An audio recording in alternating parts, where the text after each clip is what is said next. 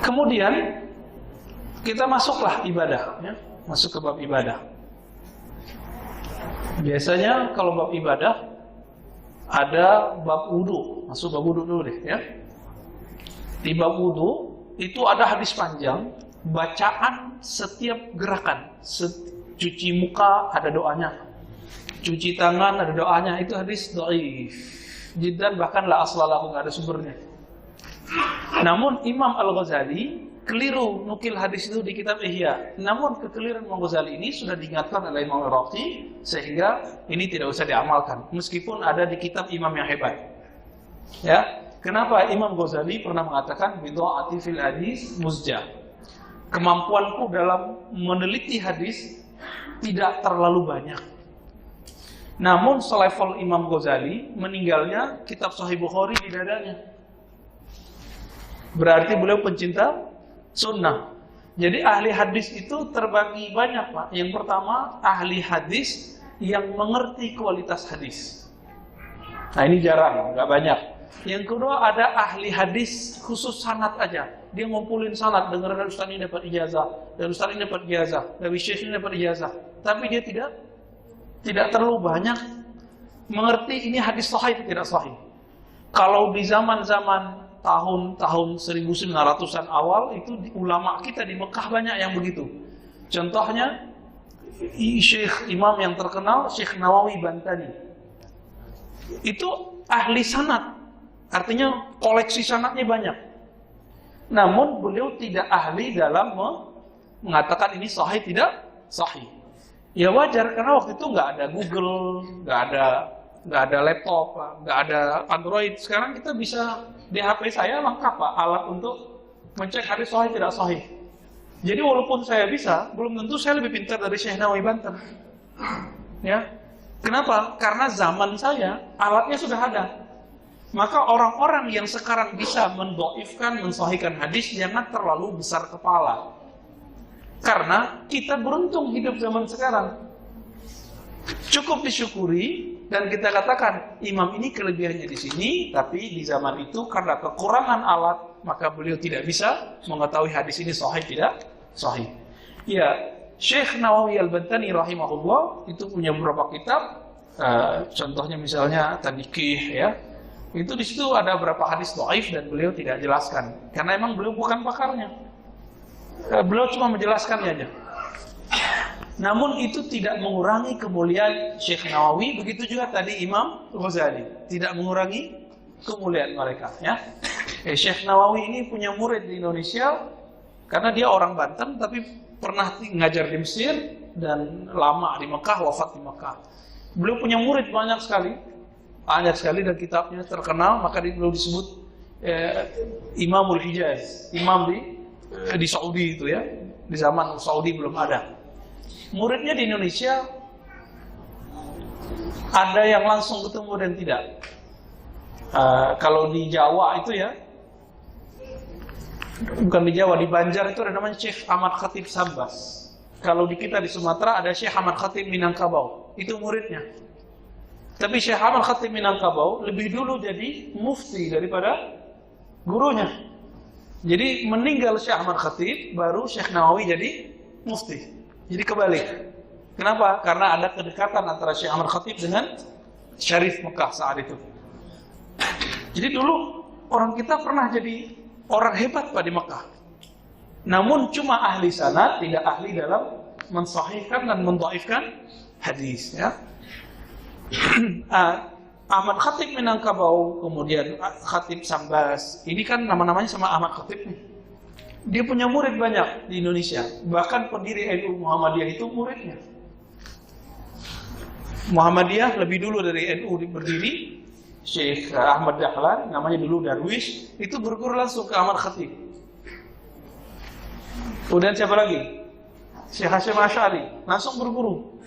Namun di zaman Syekh Hasyim Asy'ari itu akses buku hadisnya sudah lebih banyak. Makanya karya beliau itu tidak banyak hadis dhaifnya. Syekh Hasyim Asy'ari. Jadi lebih alim ilmu hadisnya beliau sepertinya, ya, wallahu a'lam. Namun mereka ini karena belajarnya luar biasa, adabnya tinggi, tidak pernah merasa lebih hebat dari gurunya. Nah, ini yang luar biasa dari ulama-ulama terdahulu, ya. Maka kalau di Aceh ada namanya daya, pesantren, surau, apapun namanya, tempat lembaga kajian-kajian keislaman dulu, itu semuanya murid-murid dari mereka. Baik, itu bab ibadah. Ada satu lagi hadis yang pernah kita singgung kemarin tapi belum kita perdalam. An-nazafatu minal iman. Ya, ini bukan hadis ya. Ada hadisnya dhaif ya. Tanazzafu fa innahu minal iman. Bersucilah, berbersihlah. Itu sebagian dari iman. Yang kita biasa lihat di sekolah-sekolah apa? An-nazafatu minal iman. Kalau udah terbuat begitu, tinggal tulis di bawahnya petatah Arab. Ya. Yang sahih apa? Dalam Sahih Muslim ada hadisnya sahih. At-tuhur atau boleh dibaca tahur, syatrul iman atau syatrul minal iman.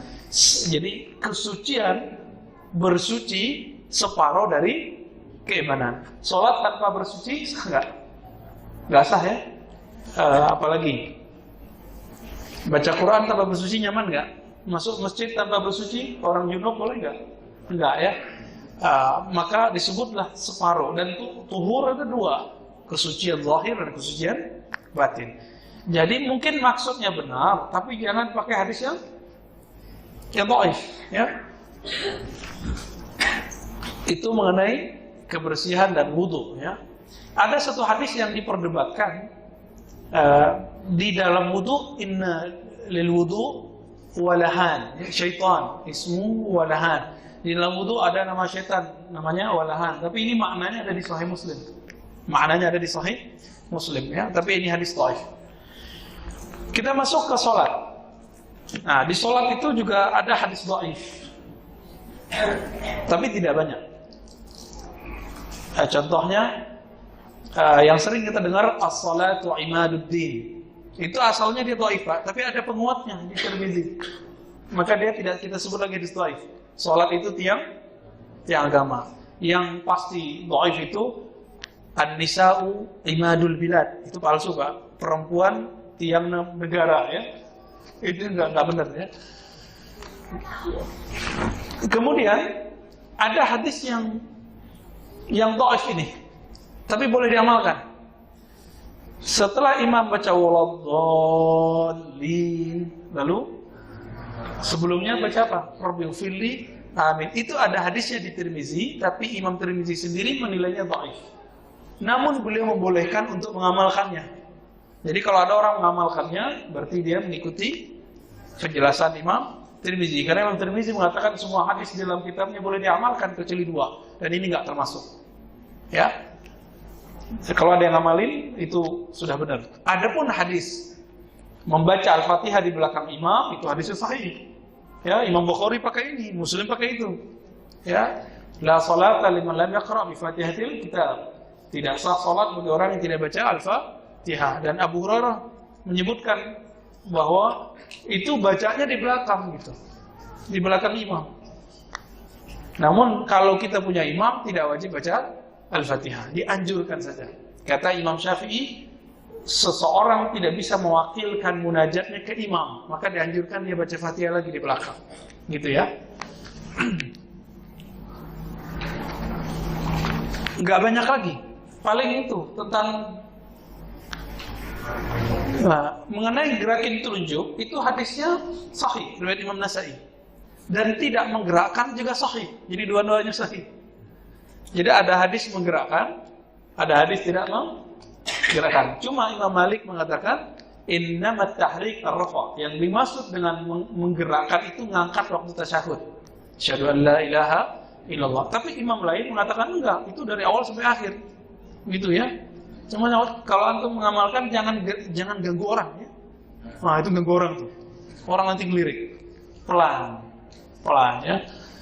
Nah, apa yang tidak sahih ketika dikatakan ada perkataan, bukan perkataan Nabi, perkataan orang setelah Nabi. Fa innahu tardun lisyayatin. Itu bisa nolak setan.